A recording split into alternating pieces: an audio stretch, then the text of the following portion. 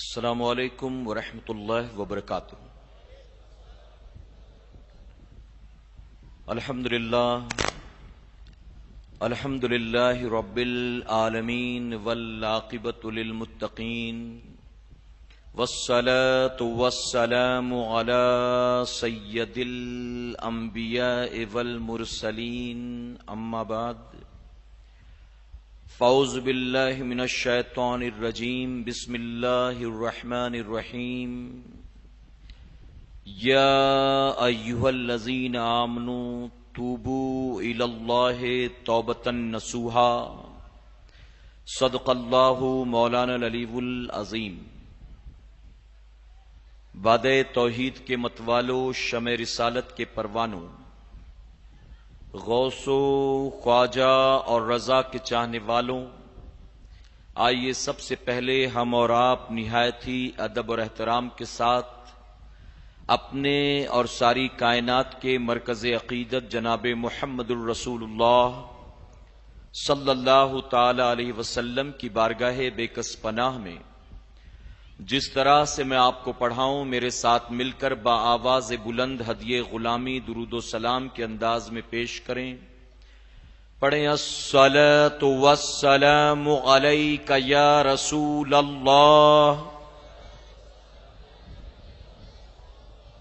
الصلاۃ والسلام علیک یا حبیب اللہ، الصلاۃ والسلام علیک یا نبی اللہ، وعلی آلک واصحابک یا نور اللہ صلی اللہ تعالی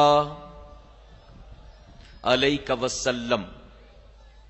رب کعبہ کی بارگاہ میں دعا ہے، مولا اپنے حبیب صاحب الاولاق صلی اللہ تعالی علیہ وسلم کے صدقۃ فعل ہم تمام حاضرین اور سامعین کو تو دم واپسی تک حق کہنے، حق سننے اور اپنے حق والے بندوں کے دامن سے وابستہ رہنے کی توفیق نصیب فرما۔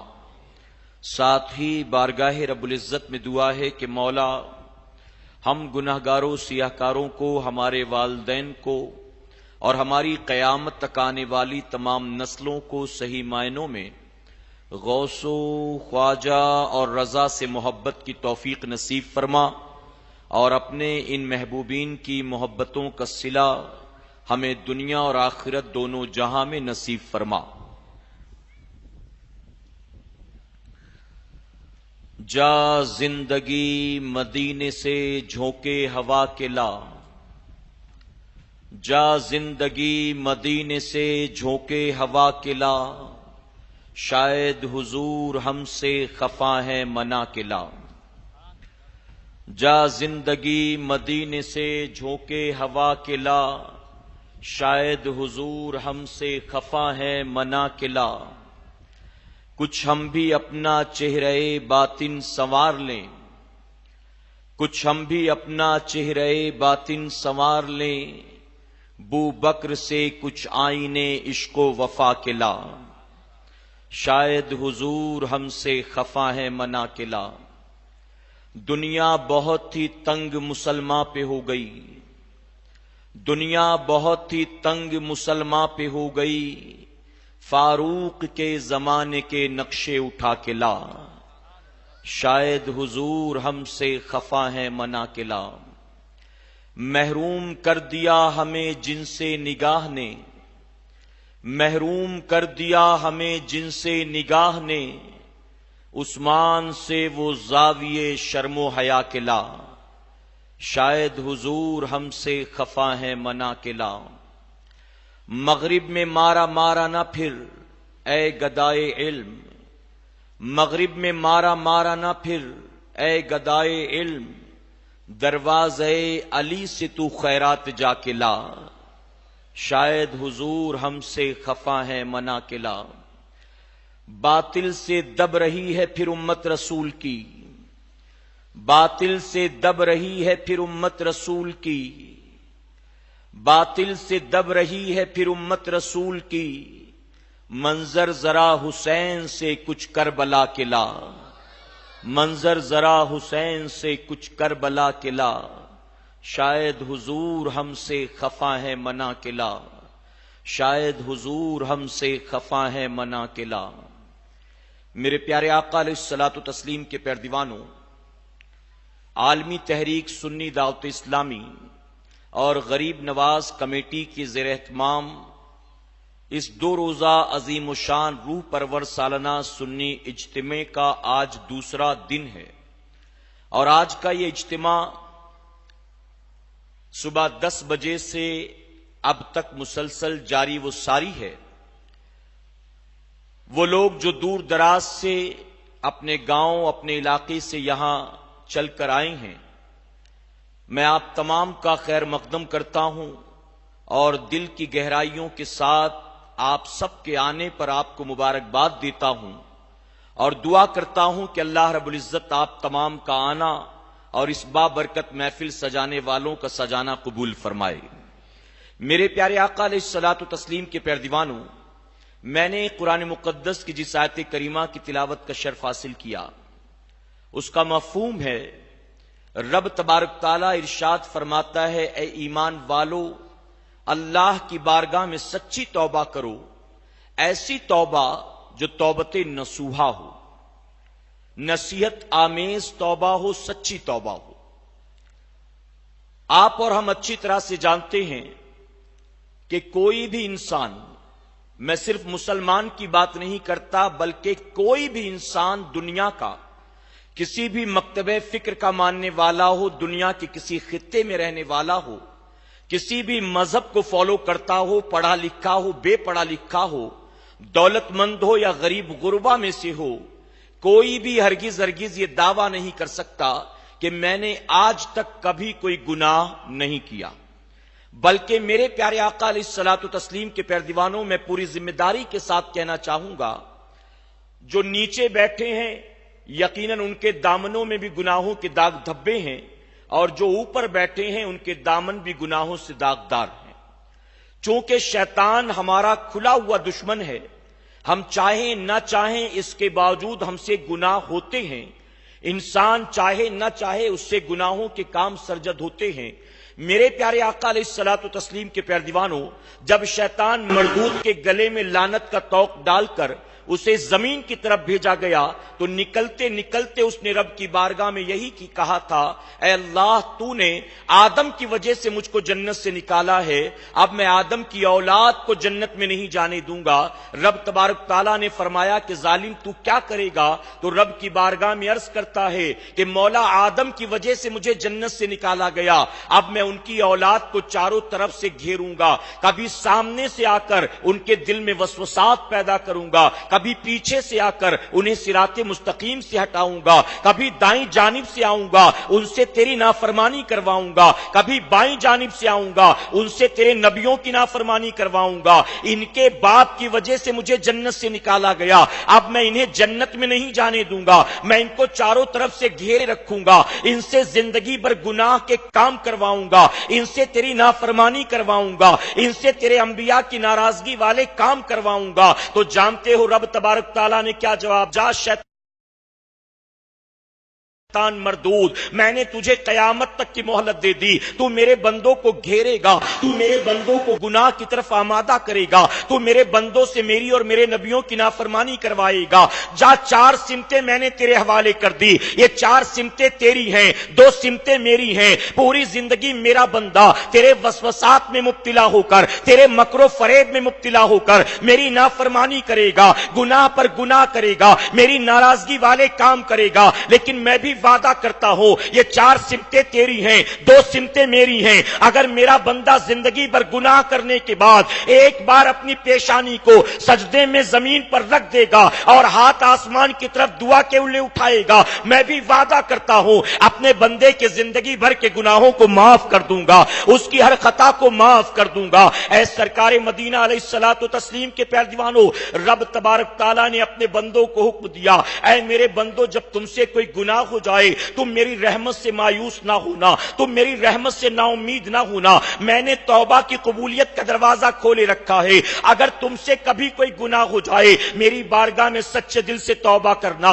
اے سرکار مدینہ علیہ الصلوۃ والتسلیم کے پیارے دیوانوں، سچے دل سے توبہ کرنے سے مراد کیا ہے؟ آج جو ہم اور آپ کر رہے ہیں یہ سچی توبہ نہیں ہے۔ آج کوئی شخص نمازوں سے فارغ ہونے کے بعد اپنے گالوں پر یوں تماچے مارے اور کہے استغفر اللہ استغفر اللہ۔ آپ سن رہے ہیں توحید نیٹ ورک کی اسلامک آواز۔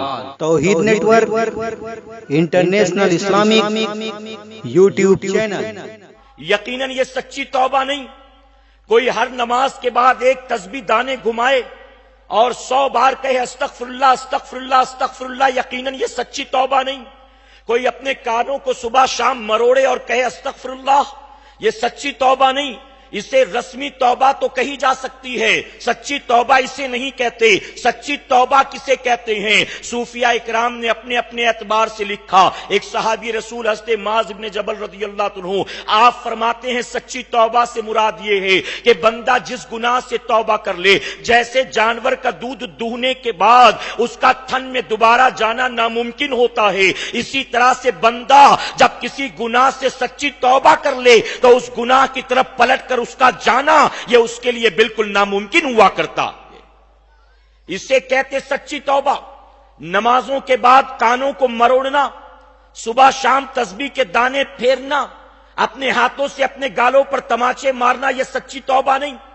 میرے پیارے آقا علیہ الصلوۃ والتسلیم کے پیارے دیوانوں، اللہ رب العزت نے توبہ کا دروازے کو کھولے رکھا۔ میرا بندہ رات کے 3 بجے توبہ کرے، دوپہر کے 12 بجے توبہ کرے۔ کسی صحابی سے پوچھنے والے نے پوچھا تھا، غالباً حضرت عبداللہ ابن عمر رضی اللہ تعالیٰ عنہ ہیں، پوچھنے والے نے پوچھا جنت اور جہنم کے دروازے کے کھلنے بند ہونے کا ٹائم ٹیبل ہوتا ہے، اس وقت کھلتا ہے اس وقت بند ہوتا ہے۔ رمضان شریف میں جہنم کے دروازے بند ہوتے، پورے مہینے جنت کے دروازے کھلے رہتے، تو جس طرح سے ان دروازوں کے بند ہونے کھلنے کا ٹائم ٹیبل ہے، کیا توبہ کے دروازے کے بھی کھلنے اور بند ہونے کا کوئی ٹائم ٹیبل؟ اس سوال کو سننے پر ان کی آنکھوں سے آنسو جاری ہو گئے۔ سوال پوچھنے والے نے کہا میں نے آپ سے آسان سا سوال پوچھا، جواب دے روتے کیوں ہیں؟ قربان اللہ کے برگزیدہ بندوں کی عظمت پر، وہ فرماتے ہیں کہ میں اسی لیے روتا ہوں کہ میرا رب کیسا رحمان و رحیم ہے، کیسا کریم و ستار و غفار ہے۔ ارے جنت و جہنم کے دروازوں کے کھلنے بند ہونے کا اس نے ٹائم ٹیبل سیٹ رکھا ہے، لیکن توبہ کے دروازے کو میرے رب نے ہمیشہ کے لیے کھولے رکھا ہے کہ میرا بندہ جب بھی توبہ کرے گا اگر دروازہ بند ہوا تو یقیناً اس کی توبہ قبول نہیں ہوگی۔ اس لیے دروازے کو ہمیشہ کھولے رکھا ہے کہ جب بھی میرے بندے کو اپنی غلطی کا احساس ہو اور وہ پلٹ آئے، رجوع کر لے، آئے سچے دل سے توبہ کر لے، وہ رات کے اندھیرے میں توبہ کرے، وہ دن کے اجالے میں توبہ کرے، وہ بھری محفل میں توبہ کرے، وہ لوگوں سے ہٹ کر اکیلے میں توبہ کرے، وہ پہاڑ کی چوٹی پر جا کر توبہ کرے، وہ کسی صحرا اور بیابان میں جا کر توبہ کرے، اپنے گھر کے اندھیرے میں توبہ کرے، اللہ کے گھر میں حالت سجدہ میں توبہ کرے۔ اللہ نے توبہ کے دروازے کو کھولے رکھا، میرے بندے تو جب بھی پلٹے گا یقیناً میں تیری توبہ کو قبول فرما لوں گا۔ اور جانتے ہو اللہ توبہ کیسے قبول فرماتا ہے؟ حضور اکرم صلی اللہ علیہ وسلم فرماتے ہیں کہ جب بندہ سچے دل سے توبہ کرتا ہے تو رب تبارک تعالیٰ نہ کہ صرف اس کی توبہ قبول فرماتا بلکہ اس نے اب تک جتنے گناہ کیے وہ سارے گناہ بھی اس کی خاطر اللہ نیکیوں میں تبدیل فرما دیتا ہے۔ 40 سال کا ہوا، 50 سال کا ہوا، 60 سال کا ہوا، 70 سال کا ہوا، کمر میں درد ہونے لگا، سر داڑھی کے بال سفید ہو گئے، اٹھنے بیٹھنے میں تکلیف ہوتی ہے، راتوں کو نیند نہیں آتی، کھانا صحیح سے ہضم نہیں کر پاتا، چھوٹی چھوٹی بات پر ناراض ہو جاتا ہے، چڑچڑاپن پیدا ہو گیا۔ اے مسلمانوں احساس ہو گیا اب میں 70 کا ہو گیا، اب جی کر بھی کتنا جیوں گا، ایک نہ ایک دن تو مجھے موت آنا ہے۔ 70 سال تک عیاشیاں کی ہیں، 70 سال تک نافرمانی کی ہے، 70 سال تک گناہ پر گناہ کیے ہیں، لیکن فرمایا گیا 70 سال کی عمر عمر میں جب اسے احساس ہوا کہ موت قریب ہے، اب مجھے دنیا سے رخصت ہونا ہے، اب 70 سال کی عمر میں بھی اگر سچے دل سے وہ اللہ کی بارگاہ میں توبہ کرتا ہے تو آقا فرماتے ہیں کہ رب تبارک تعالیٰ 70 سال کی سیاکاریوں کو نہیں دیکھتا، بلکہ بندے کی آنکھوں سے نکلنے والا آنسو کا ایک قطرہ 70 سال کے گناہوں کا کفارہ بن جاتا ہے، اور اسی ایک آنسو کے قطرے کے عوض اللہ 70 سال کے گناہ معاف بھی فرماتا ہے، اور 70 سال کے سارے گناہوں کو اللہ اس کی خاطر نیکیوں میں تبدیل فرما دیتا ہے۔ میرے پیارے آقا علیہ الصلوۃ والتسلیم کے پیارے دیوانوں، سنی دعوت اسلامی کا یہی مشن ہے، سنی دعوت اسلامی کا یہی مقصد ہے۔ ہم لوگوں کو جمع کرتے ہیں، وجہ کیا ہے؟ ہم لوگوں کو دور دراز سے بلاتے ہیں، وجہ کیا ہے؟ ہم صبح سے شام تک تقریریں سناتے ہیں، وجہ کیا ہے؟ ہم یہی چاہتے ہیں کہ ہاں ہم گناہگار ہیں، لیکن اللہ رب العزت نے توبہ کے دروازے کو کھولے رکھا ہے۔ ہمیں جب بھی اپنی غلطی کا احساس ہو، 18 سال کے ہو، 22 سال کے ہو، 28 سال کے ہو، 35 سال کے ہو، 45 سال کے ہو، آپ جس عمر کو بھی پہنچے ہو، جب بھی غلطی کا احساس ہو جائے، اے مسلمانوں، اللہ کی رحمت سے مایوس نہ ہونا، اللہ کی رحمت سے مایوس ہونا کفر ہے۔ اللہ رب العزت کو رحمان و رحیم مان کر اگر تم اپنے گناہ سے توبہ کرو گے، یقیناً میرا کریم گناہ کو نہیں دیکھتا، بلکہ بندے کی توبہ کی برکت سے اللہ اس کے سارے گناہ کو معاف فرما دیتا۔ بصرہ کی سرزمین پر ایک رقاصہ رہتی تھی جس کا نام شیوانہ تھا۔ شیوانہ بڑی بدنام زمانہ تھی، دولت مندوں کی محفل میں جانا، ناچنا گانا، اپنے جسم کی نمائش کرنا، یہی اس کی روزی روٹی کا ذریعہ تھا۔ شیوانہ اتنی بدنام زمانہ تھی کہ کوئی ماں یہ پسند نہیں کرتی تھی کہ شیوانہ کے جسم سے لگ کر ہوا میری اولاد کے جسم تک پہنچے۔ جب شیوانہ کا بصرہ کی گلیوں سے گزر ہوتا، مائیں گلیوں میں کھیلنے والے اپنے بچوں کو اپنے گھروں میں اٹھا لاتی۔ کوئی ماں پسند نہیں کرتی تھی اس کی پرچھائی بھی میری اولاد پر پڑے۔ اتنی بدنام زمانہ تھی شیوانہ کہ لوگ اس پر صبح شام لعنت ملامت کرتے تھے۔ ایک دن کسی دولت مند کی محفل کو رونق بخشنے کے لیے شیوانہ اپنی سہیلیوں کو لے کر بصرہ کی گلیوں سے نکل رہی تھی۔ اچانک اسے ایک گھر سے لوگوں کے رونے کی آواز سنائی دی۔ شیوانہ نے سوچا شاید گھر میں کسی کا انتقال ہو گیا، شاید کوئی پریشانی آئی۔ شیوانہ نے اپنی سخیوں سے کہا تم یہاں انتظار کرو، میں اندر دیکھ کر آتی ہوں معاملہ کیا ہے۔ شیوانہ گھر کے دروازے پر کھڑی ہو کر پردہ ہٹاتی، اندر کوئی لاشا نظر نہیں آیا، کوئی جنازہ نظر نہیں آیا، بلکہ اندر اللہ اور اس کے رسول صلی اللہ علیہ وسلم کے ذکر پاک کی محفل سجی تھی۔ چاروں طرف مجمع موجود تھا، درمیان میں ایک نورانی چہرے والے بزرگ کرسی پر بیٹھ کر توبہ کے حوالے سے تقریر فرما رہے تھے۔ آپ کی تقریر کو سن کر پورا مجمع زارو قطار رو رہا تھا۔ شیوانہ دروازے پہ کھڑے کھڑے سن رہی تھی۔ تھوڑی دیر کے بعد اس سے نہ رہا گیا، مجمع کو چیرتی ہوئی اندر جاتی، بزرگ کے قریب جا کر کھڑی ہوئی۔ بزرگ نے شیوانہ کا نام سن رکھا تھا، لیکن چہرے سے اسے پہچانتے نہ تھے۔ وہ جانتے تھے شیوانہ کتنی بدنام زمانہ ہے، لیکن چہرے سے نہیں جانتے تھے کہ شیوانہ کون ہے، کیسی دکھتی ہے۔ وہ شیوانہ جا کر بزرگ کے بغل میں کھڑی ہوتی ہے اور کھڑے ہو کر کہتی ہے کہ حضور، ابھی آپ جو کہہ رہے تھے کہ بندہ پوری زندگی گناہ کرنے کے بعد اگر توبہ کرے اللہ رب العزت اس کی توبہ قبول فرماتا ہے، اللہ اس کے گناہ کو معاف فرماتا ہے، آپ نے جو کہا یہ بات کیا صحیح ہے؟ بزرگ فرماتے ہاں یہ بات میں نے اپنی طرف سے نہیں کہی ہے، بلکہ میرے آقا نے فرمایا ہے، میں تو اپنے آقا کا فرمان سناتا ہوں۔ شیوانہ کہتی واقعی اگر پوری زندگی گناہ کرنے کے بعد بندہ توبہ کرے اللہ رب العزت اس کی توبہ قبول فرماتا ہے۔ بزرگ فرماتے ہاں میں صحیح کہتا ہوں، اگر بندہ پوری زندگی گناہ کرنے کے بعد ایک بار سچے دل سے توبہ کر لے اللہ رب العزت اس کی توبہ قبول فرماتا ہے۔ شیوانہ کہتی اگر میں توبہ کروں کیا اللہ میری تیری توبہ بھی قبول فرمائے گا۔ بزرگ فرماتے ہاں اے عورت تو اگر توبہ کرے اللہ تیری توبہ بھی قبول فرمائے گا۔ شہوانہ کہتی مجھ جیسی گناہگار عورت اگر وہ بھی توبہ کرے تو کیا اللہ اسے بھی معاف فرمائے گا؟ بزرگ فرماتے ہیں کہ ہاں اگر تو توبہ کر لے اللہ یقیناً تیری توبہ قبول فرمائے گا۔ شہوانہ کہتی مجھ جیسی گناہگار عورت اگر میرے جیسی عورت بھی توبہ کر لے اللہ اس کی توبہ بھی قبول فرمائے گا۔ بزرگ کو جلال آ گیا، آپ فرماتے تیری بات سمجھ میں کیوں نہیں آتی؟ اے عورت اگر تو نہیں اگر تیری جگہ شہوانہ ہوتی اور وہ بھی توبہ کرتی یقیناً میرا کریم اس کی بھی توبہ قبول فرما لیتا۔ اتنا سننا تھا فوراً اس شہوانہ نے قدموں کو تھام لیا، آنکھوں سے آنسو جاری ہو گئے۔ وہ کہتی ہے کہ آپ نے ابھی ابھی جس کا نام لیا وہ وقت کی بدنام عورت شہوانہ آپ کے قدموں میں موجود ہے، آپ کو گواہ بنا کر سچی توبہ کر رہی ہے۔ آپ اللہ کی بارگاہ میں دعا کریں اللہ میری توبہ قبول فرمائے۔ بزرگ کی آنکھوں میں آنسو بھر آئے، اللہ کی بارگاہ میں ہاتھ اٹھا کر شہوانہ کے لیے دعا کرتے ہیں۔ فرمایا شہوانہ پھر وہاں سے پلٹ کر گئی، اپنے گھر میں داخل ہوتی ہے، پھر گھر کے دروازے کو بند کیا۔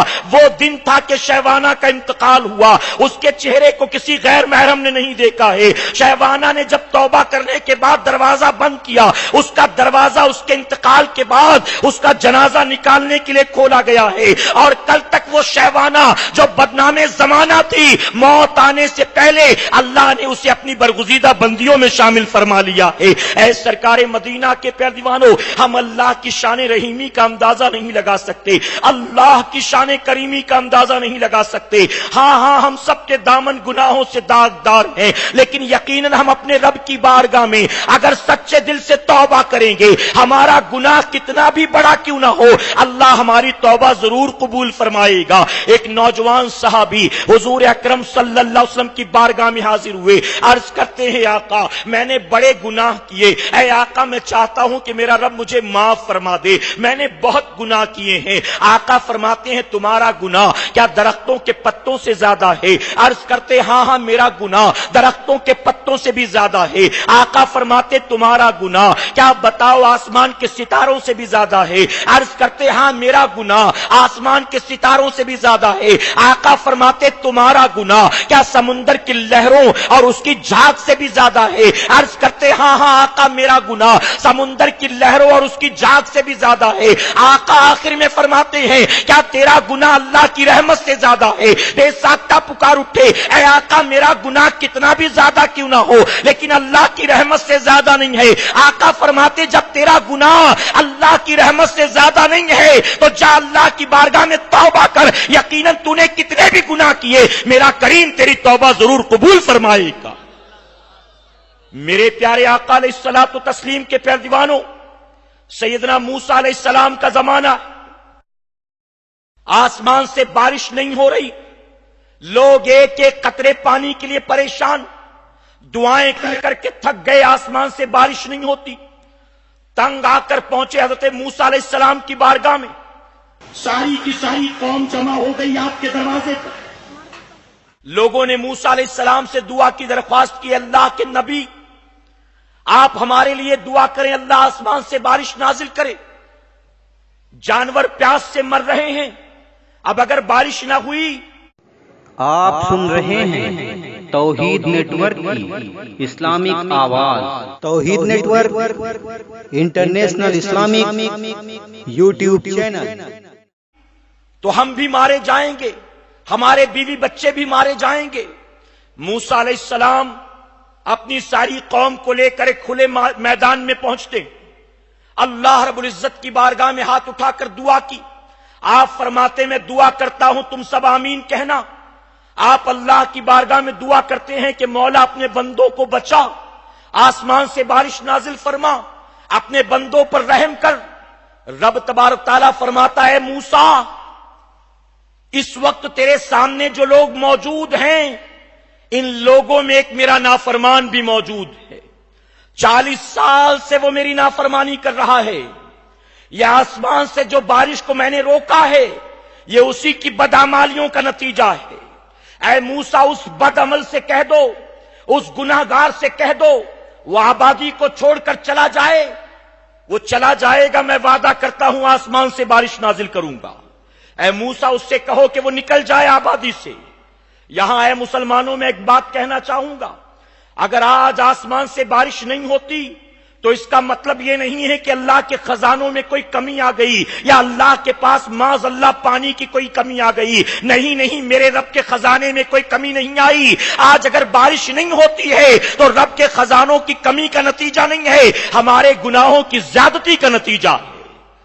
آج بے موسم بارش ہوتی ہے، کھیت برباد ہو جاتے، آج فصلوں میں کیڑے لگتے ہیں، کھڑی فصل ساری کی ساری تباہ ہو جاتی۔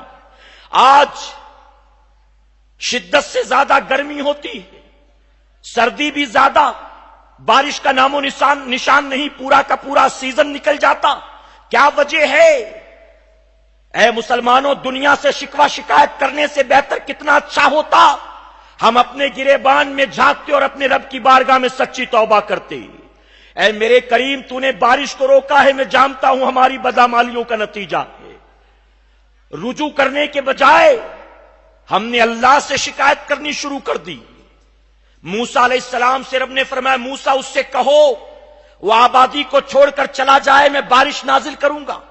اللہ کے نبی موسیٰ علیہ السلام نے اعلان کر دیا، اے اللہ والو، اے اللہ کے بندوں، تم میں اللہ کا ایک نافرمان بھی موجود ہے جو 40 سال سے اللہ کی نافرمانی کر رہا ہے، اور یہ اسی کی نافرمانیوں کا نتیجہ ہے کہ اللہ نے بارش کو روکے رکھا۔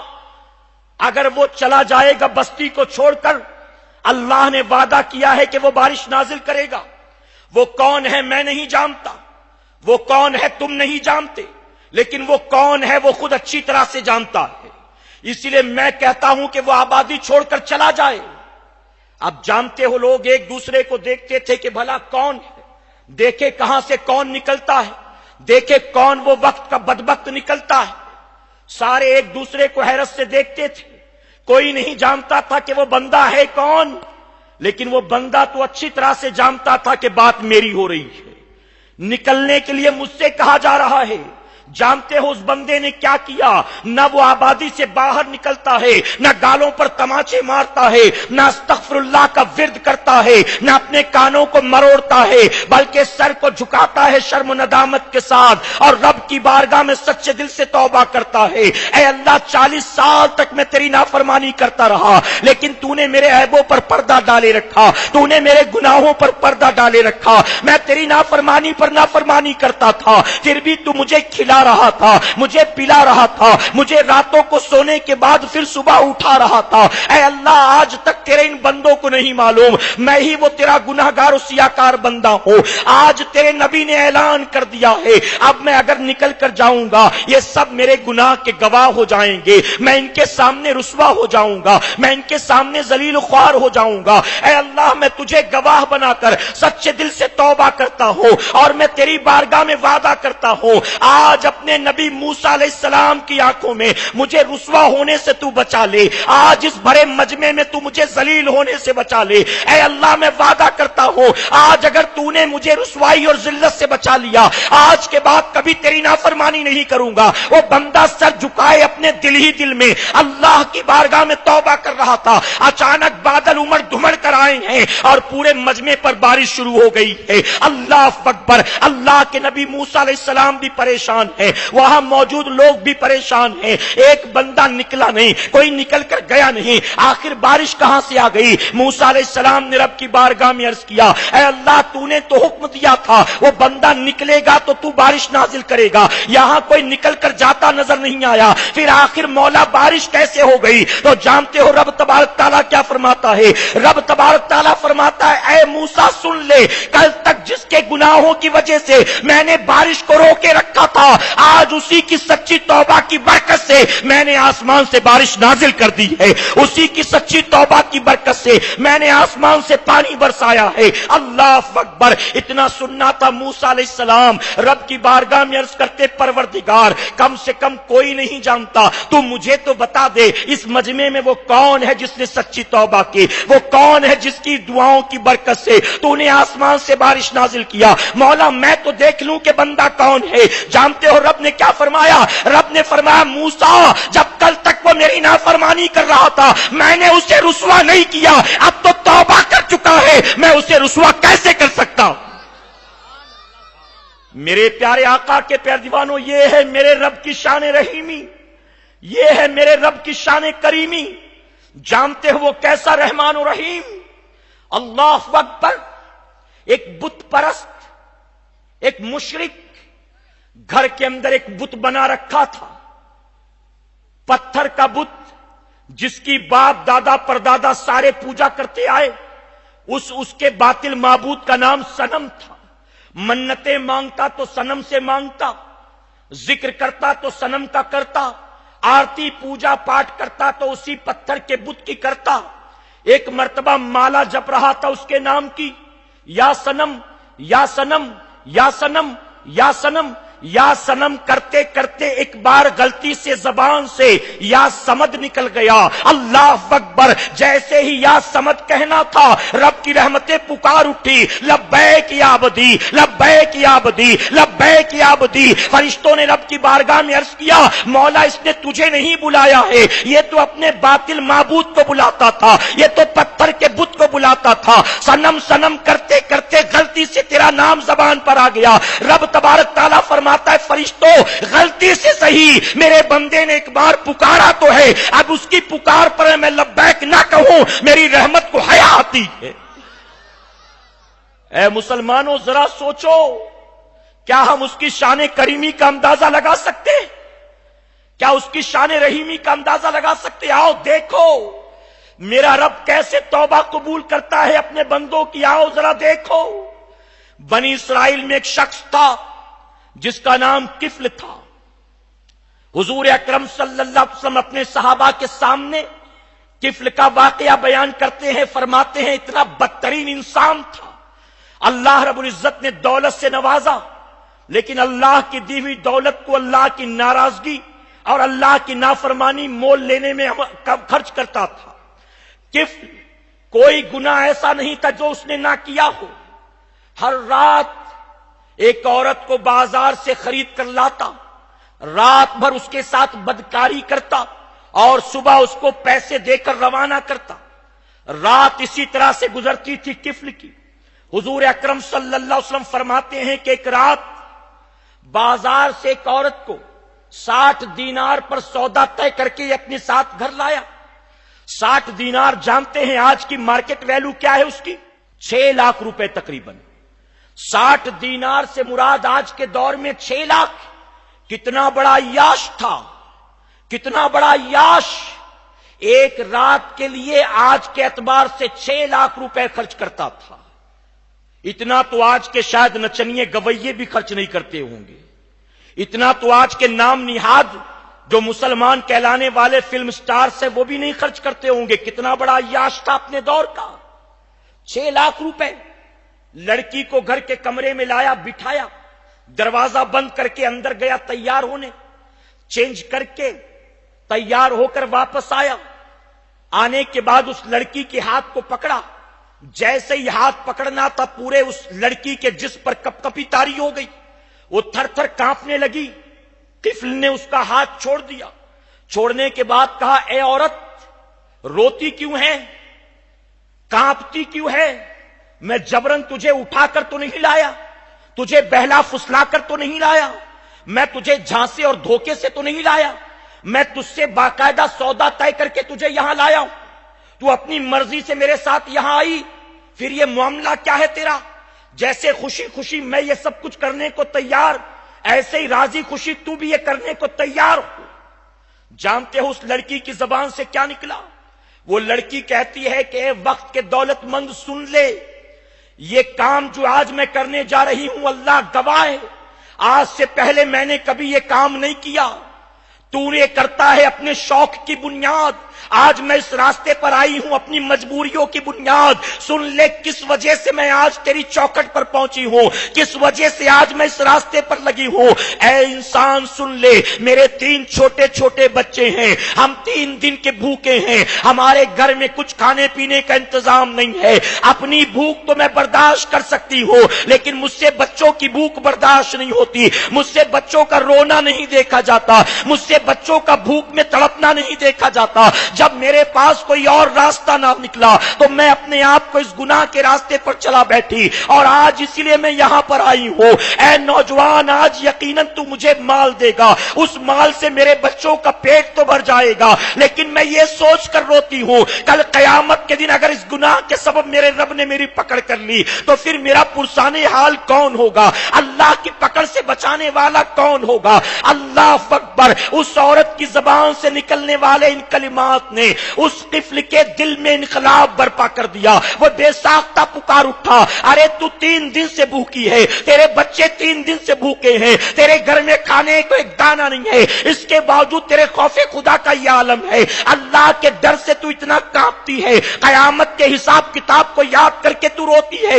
اللہ نے مجھے ہر چیز سے نوازا ہے, میرا پیٹ بھی بھرا ہے, میرے پاس کھانے پینے کا سامان بھی ہے, میرے پاس مال تجارت و مال و دولت بھی ہے, میرے پاس کوئی کمی نہیں ہے. جب تیرے پاس کچھ نہ ہو کر تو خوف خدا میں اس طرح روتی ہے, مجھے تو تجھ سے زیادہ اللہ سے ڈرنا چاہیے, میرے دل میں تو تجھ سے زیادہ آخرت کا خوف ہونا چاہیے. اے عورت جا, میں تجھے آزاد کرتا ہوں, آج کے بعد میں سچے دل سے توبہ کرتا ہوں. لا اپنے ہاتھ کو آگے بڑھا. اس عورت نے ہاتھ کو آگے بڑھایا, قفل نے 60 دینار اس کے ہاتھ پر رکھ دیے, اور رکھنے کے بعد کہا تو جا خوشی خوشی یہاں سے, آج کے بعد جب بھی ضرورت ہو میرے دروازے پر چلی آنا, یقیناً میں وعدہ کرتا ہوں تیری مدد کروں گا, اس کے عوض میں مجھے تجھ سے کچھ نہیں چاہیے. اس عورت نے پیسے لیے, اللہ کی بارگاہ میں دعا کی, اے اللہ اس بندے نے آج مجھے گناہ عظیم سے بچایا ہے, میں تیری بارگاہ میں دعا کرتی ہوں تو اپنے بندے کو جہنم کی آگ سے بچا لینا, آخرت کے عذاب سے بچا لینا.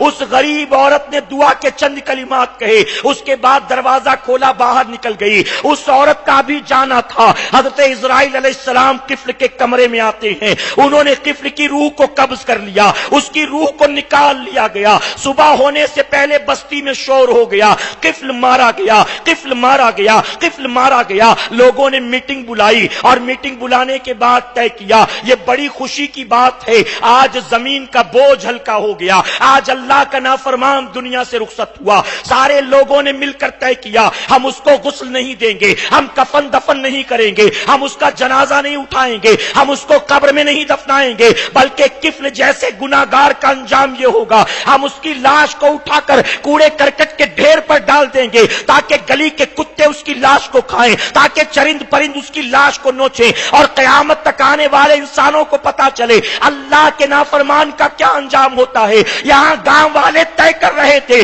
وہاں رب تبارک تعالیٰ نے فرشتے کو حکم دیا, اے فرشتے اس سے پہلے کہ گاؤں والے قفل کے دروازے پر پہنچے اس کی لاش کو ہاتھ لگائے, فوراً تو اس کے گھر جا اور اس کے دروازے پر لکھ دے میں نے قفل کو جنت میں داخل کر دیا. اے سرکار مدینہ کے پیارے دیوانوں, سنی دعوت اسلامی کے اس اجتماع سے اٹھنے سے پہلے ہم سب کو سچی توبہ کرنی ہے. کہیں انشاءاللہ اگر گھومنے پھرنے آئے ہیں تو نہ کریں توبہ, لوگوں سے ملنے جلنے آئے ہیں تو نہ کریں توبہ, صرف مجمع دیکھنے آئے ہیں تو نہ کریں توبہ, صرف شاپنگ اور خریداری کرنے آئے ہیں تو نہ کریں توبہ. اگر واقعی اللہ اور اس کے رسول صلی اللہ علیہ وسلم کو راضی کرنے کے لیے اپنے گھروں سے نکلے ہو, اگر دوپہر کی دھوپ کی پرواہ کیے بغیر, اپنی بھوک اور پیاس کی پرواہ کیے بغیر, اتوار کی چھٹی اور آرام کی پرواہ کیے بغیر اللہ اور اس کے رسول کو راضی کرنے کے لیے دور دراز سے آئے ہو تو وعدہ کرو آج آئے تھے تو گناہگار تھے, دامن گناہ سے داغدار تھا, دل بھی گناہ سے سیاہ سیاہ تھا, لیکن اب پلٹیں گے, اپنے مولا کو راضی کر کے پلٹیں گے, اپنے روٹھے آقا کو منا کر لوٹیں گے. اے سرکار مدینہ کے پیارے دیوانوں, اپنی زندگی میں گناہوں کے لیے نفرت پیدا کرو, اپنے دلوں میں نیکیوں کا جذبہ پیدا کرو. یاد رکھنا زندگی بہت مختصر ہے, جی کر بھی کتنے جی لوگے. میں کہتا ہوں جاؤ جا کر اسپتالوں میں دیکھ لو, آپ کے کرناٹک میں, آپ کے ارسی کرا میں, آج بنگلور کی سرزمین پر آپ دیکھیں نہ جانے کتنے گورنمنٹ کے ہاسپٹلز ہیں. ان ہاسپٹلز میں جا کر کبھی دیکھو, اگر ایک طرف لوگ مٹھائیاں بانٹ رہے ہوں گے, مبارک ہو, شادی کے 3 سال کے بعد بچہ ہوا, شادی کے 5 سال کے بعد بچہ ہوا, اسپتال کے کونے میں اگر خوشیاں نظر آئیں گی تو کہیں لوگوں کی آہو بکا بھی نظر آئے گی, کہیں لوگوں کی چیخ و پکار بھی نظر آئے گی. گی ہمارے 22 سال کے بیٹے کا بائک ایکسیڈنٹ میں انتقال ہو گیا, ہمارے والد کا ہارٹ اٹیک سے انتقال ہو گیا, ہمارے رشتہ دار کا کینسر کے مرض کی وجہ سے آج انتقال ہوا. ایک طرف آپ کو خوشیاں نظر آئیں گی, ایک طرف لوگوں کے آنسو بھی نظر آئیں گے. میں کہتا ہوں اپنی بستی کے قبرستان میں جا کر دیکھ لو, ارے روزانہ کتنی قبریں کھودی جاتی ہیں, روزانہ کتنے جنازے اٹھائے جاتے ہیں. مسجدوں میں جا کر دیکھ لو, روزانہ کتنی میت کے اعلان ہوتے ہیں, فلاں صاحب کا انتقال ہو گیا, فلاں کے والد کا انتقال ہو گیا. کیا ہمیں خبر نہیں ہے آج جنازوں میں ہم دوسروں کے شامل ہوتے ہیں, کل کسی کے کاندھے پر ہمارا بھی جنازہ اٹھایا جائے گا, کل کسی مسجد سے ہمارے انتقال کا بھی اعلان کیا جائے گا, کل کہیں ہماری بیوی بھی بیٹھی رو رہی ہوگی, ہمارا بیٹا بھی بیٹا سسکیاں لے رہا ہوگا. ہم کوئی امرت پی کر نہیں آئے ہیں, زندگی بہت مختصر ہے. اے مسلمانوں, اللہ رب العزت نے عیش و عشرت کے لیے پیدا نہیں کیا, اللہ نے ناچنے گانے کے لیے پیدا نہیں کیا, اللہ نے دنیا کے مکر و فریب میں الجھ کر رہنے کے لیے پیدا نہیں کیا, اللہ نے دنیا کی لذتوں کا مزہ لوٹنے کے لیے پیدا نہیں کیا. زندگی بہت مختصر ہے. اس زندگی میں کامیاب وہ نہیں ہے جس کو کارپوریٹر کی سیٹ مل جائے, جس کو M P M L A کا ٹکٹ مل جائے, جس کو دنیا کی منسٹری مل جائے, جس کو بینک بیلنس اور سرمایہ مل جائے. یقیناً وہ کامیاب نہیں ہے جو بنگلے تعمیر کرتا ہے, جو گاڑیاں خریدتا ہے, جو دولت مند کہلاتا ہے, بلکہ کامیاب وہ ہے جو مختصر زندگی میں اپنے مولا کو راضی کر لیتا ہے اور اپنی آخرت کو سنوار لیتا ہے. آپ سن رہے ہیں توحید نیٹ ورک کی اسلامک آواز. Tawheed network international Islamic YouTube channel. غریب نواز کے پاس کوئی بینک بیلنس نہیں تھا, یزید کے پاس سب کچھ تھا. کون کامیاب ہے, دل پر ہاتھ رکھ کر جواب دو. امام حسین کربلا میں سر کٹاتے ہیں, کامیابوں کے سردار بن جاتے ہیں, اور یزید زندہ رہ کر بھی قیامت تک کے لیے مٹ جاتا ہے. زندگی بہت مختصر ہے, دنیا کے چکر میں اپنی آخرت کو برباد مت کرو. نہ چلو ناچنے گانے والوں کے راستوں پر, نہ چلو شرابیوں زانیوں کے راستے پر, نہ چلو اللہ اس کے رسول کے نافرمانوں کے راستے پر. اے سرکار مدینہ کے پیار دیوانوں, میں پوری ذمہ داری کے ساتھ کہتا ہوں یقیناً سلمان خان کامیاب نہیں ہے, سلمان رشدی کامیاب نہیں ہے, سلمان خورشید کامیاب نہیں ہے, سلمان تاثیر کامیاب نہیں ہے. اگر کامیابی کی ضمانتیں چاہتے ہو تو ان ظالموں کے راستے پر نہ چلنا, تمہیں چلنا ہے وہ نبی کے سچے غلام حضرت سلمان فارسی کے راستے پر چلنا ہے. فیصلہ تمہارا ہے, ڈیسیژن تمہارا ہے, زندگی تمہاری ہے. اللہ اور اس کے رسول کو راضی کرو, میرا کریم دونوں جہاں کی عزت عطا فرمائے گا. اور دنیا کے پیچھے لالچی کتوں کی طرح بھاگے تو یاد رکھنا نہ دنیا ہاتھ آئے گی نہ آخرت ہاتھ آئے گی. آخری بات عرض کر دوں, اجازت ہے آپ کی.